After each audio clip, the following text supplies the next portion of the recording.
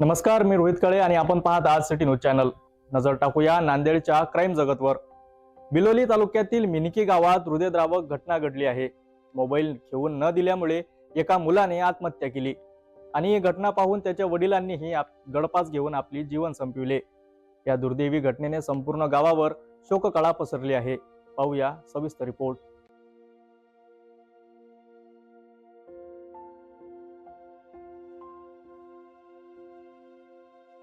मिनके येथील राजू लक्ष्मण पैलवार हे मध्यमवर्गीय गृहस्थ आपल्या पत्नी आणि 3 मुलांसोबत राहत होते.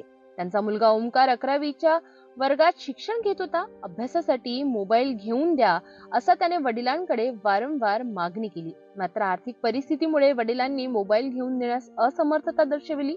बुधवारी रात्री झालेल्या वादानंतर ओमकारने घराबाहेर जाऊन शेतात गळफास घेतला. त्याच ठिकाणी मुलाचा मृतदेह पाहून वडिलांनीही गळफास घेऊन जीवन संपवले. या दुर्दैवी घटनेची नोंद बिलोली पोलीस ठाण्यात आकस्मिक मृत्यू म्हणून करण्यात आली आहे. मोबाईल सारख्या छोट्या कारणामुळे एका कुटुंबावर असा आघात आला की त्यातून सावरणेही कठीण आहे. ही घटना समाजाला मोठा धडा देणारी आहे.